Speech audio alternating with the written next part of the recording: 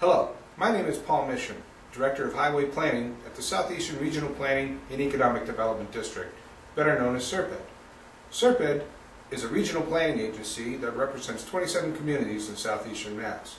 For the past year, the staff at SRPEDD has been working on a regional transportation plan evaluating all transportation systems throughout the region. What we're essentially doing is finding a mechanism to plan for the future of our transportation system. The Regional Transportation Plan is an evaluation of the existing system as well as a mechanism to plan for the future. Questions and issues addressed in the plan include the condition, efficiency, and future demands of the current system, as well as necessary improvements and the costs associated with those improvements. The T-Plan, as we call it, needs to adapt to an ever-changing world. This means addressing new challenges and issues, specifically climate change, greenhouse gas reduction, and an unstable economy, rising fuel costs, instability with the supply of oil, and rising costs for maintenance and operation. The T-Plan looks at the social economic makeup of our region. Our region is expected to grow slowly in population, housing, and employment. It is expected to continue with a shift in population from the urban to rural areas. Our highest employment sectors include healthcare, retail, and manufacturing, although manufacturing is experiencing a decline. The trend of exporting more jobs to Boston and Providence than importing to our region is expected to continue. Travel patterns were also examined, revealing that passenger cars, also known as the single occupancy vehicle, make up 81% of the commuting population. Transit use increased by 1%, as well as commuting by bicycle, walking, or working at home, which increased by 2%. Carpooling and rideshare decreased by 1%. Overall, the travel time to work has increased.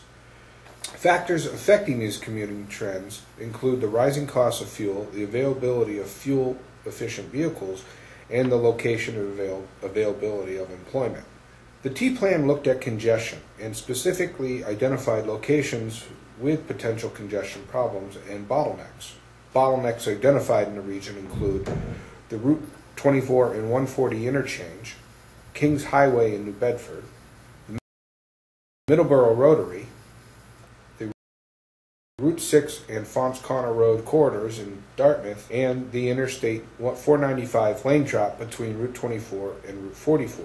Also, in the future, we are predicting congestion problems along the Route 44 and Interstate 95 corridors. Safety is another important issue addressed in the T-Plan.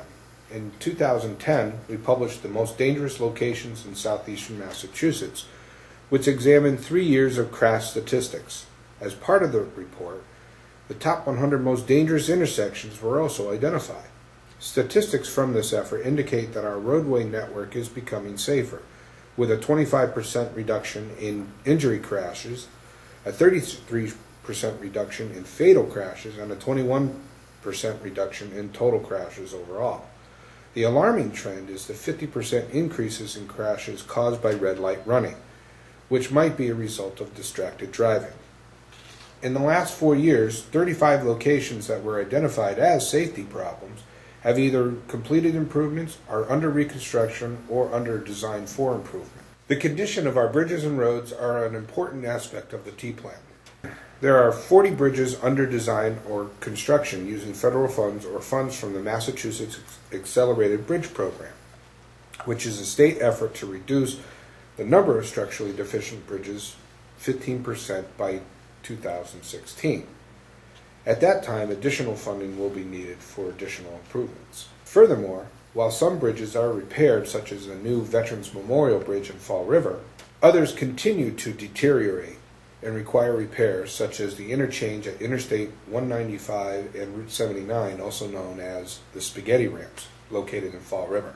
Pavement conditions have continued to decline on the federal aid eligible roads in recent years. A recent survey indicates that the number of roads in fair and poor condition has doubled since the previous surveys. As road conditions continue to deteriorate, the costs of repairs increase.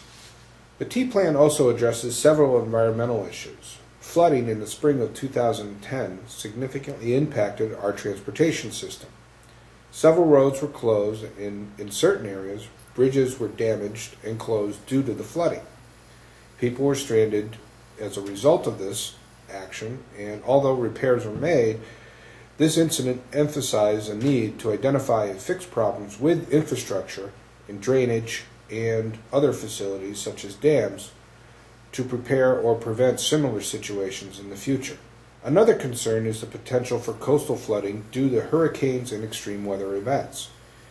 Impacts to the transportation system in these events include potential coastal flooding to over 70 bridges, over 90 miles of federal aid eligible roads, and numerous local roads. Massachusetts is addressing issues with climate change. A draft policy calls for the statewide reduction of greenhouse gases by 10 to 25% by the year 2020, and a reduction of 80% by the year 2050. Transportation presently accounts for nearly 1/3 of all greenhouse gas emissions. Another sector addressed in the T plan is public transportation, which includes fixed-route bus service, commuter bus, and commuter rail. Over the years, fixed-route bus service has decreased due to limited funds and hours of operation, as well as the limited frequency of service. Presently, the Southeastern Regional Transit Authority, or SRPEDD, serves the greater New Bedford and Fall River areas, with trips occurring every 30 minutes. The Greater Attleboro-Taunton Regional Transit Authority, or better known as GATRA, serves 26 member communities ranging from Wrentham to Plymouth and runs typically once every hour. Fixed-route bus service has also decreased due to lack of connections with commuter rail, commuter bus, and with other fixed-route bus services. There are 3 commuter bus companies serving the region: DATCO, Bloom Bus Company, and Peter Pan Bus Company. These companies provide service to Boston, Providence, and other urban areas. With commuter bus, there appears to be a lack of awareness about these companies. Service could be improved with more information to the public on schedules and bus depot locations. As with fixed-route transit, commuter bus also lacks connections with other modes of transportation, and service is hampered by traffic congestion, especially on routes 24, 128, and the Southeast Expressway in the greater Boston area. The final aspect of public transit is commuter rail. The region is served by 2 lines, the Providence-Stoughton line and the Middleborough-Lakeville line. Providence-Stoughton has the highest use in the state, while both lines continue to have steady ridership. The 2007 Transportation Plan identified several parking lot issues along the Providence-Stoughton line, that the parking lots were at capacity. But recently, an increase in the daily parking fee has forced riders to avoid parking at these stations and find other means to arrive at the station. Another potential line includes the South Coast Rail Project, which extends commuter rail services to New Bedford and Fall River. This effort has also planned for the implementation of transit-oriented developments at various train stations. This effort has been actively pursued by numerous communities through smart growth planning and has identified priority protection and priority development areas throughout the region. The project is also designed to reduce congestion on Route 24 by providing an alternative to the automobile for the commute to Boston. The movement of freight was examined with the following needs: double tracking existing rail lines for freight and passenger use, and to develop more truck staging areas, especially at seaports, and expand seaports for the ability to accommodate short sea shipping. Alternative modes of commuting are gaining popularity, including bicycling and walking. But the region lacks adequate design of pedestrian facilities and has significant gaps connecting these areas. An ongoing planning effort is currently underway to improve bicycle and pedestrian facilities, which includes plans for the South Coast Regional Bikeway, connecting communities in southeastern Massachusetts from Cape Cod all the way to Rhode Island. 4 airports serve the region, including the Taunton, Plymouth, and Mansfield municipal airports, as well as the New Bedford Regional Airport. Analysis of these facilities supports the implementation of capital improvement plans and designation and use of the airport land as a priority development area. The plan also highlights the need to prevent encroachment by surrounding developments. Intelligent transportation systems including traffic cameras or message boards, can be considered as soon as the state implements a statewide architecture to support these systems. Overall, the cost to maintain our transportation system continues to rise while the funding remains low or stagnant. Funding targets for road improvements have decreased and remain low for the region's transportation improvement program. Also, funding for public transportation has also remained stagnant or has been reduced, especially for the regional transit authorities. As urban sprawl continues, so does our dependence on the automobile. A general lack of connectivity between various modes of transportation exists throughout our region. And although the urban areas have many options such as walking, taxis, buses, or even rail, rural communities continue to have little choice other than the automobile. The plan recommends repairing bridges and roads to support the everyday movement of freight and people, and for times during local and regional emergencies. The plan also calls for improving bicycle and pedestrian facilities to provide alternatives to driving, the improvement of seaports to accommodate short sea shipping and to help reduce congestion on our highways while promoting economic development in our seaports.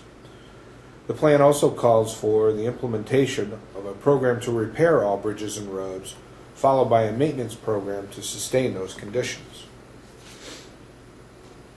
Recommendations to the public transit section include coordinate and connect all modes of transportation for an integrated system, improve connectivity between various services to eliminate confusion and increase ridership, develop a joint ticketing system for all bus and rail service for greater flexibility, improve transit service with more frequent and extended hours of operation, promote commuter bus service between cities to provide greater mobility, promote service to employment centers and universities, and finally, develop a mobility management plan with a public resource center with information and coordination between all transit facilities. The end result of the plan is the beginning of a sustainable transportation system. This only can be done by continued maintenance, improved connectivity, and providing more choices. An increase in funding is necessary to improve and maintain the current system. Funding for this effort might include, but not be limited to, an increase in our gasoline tax as being discussed by Congress, or the implementation of a new transportation bond bill. The end result is a coordinated and connected transportation system that provides alternatives to the automobile. With less use of the automobile comes less congestion. Less congestion equals a reduction in vehicle miles traveled. Reducing the vehicle miles traveled equates to a reduction in greenhouse gas emissions, and with less greenhouse gas emissions, we produce a society resulting in a better environment. For more information, contact SRPEDD at the information provided on this screen.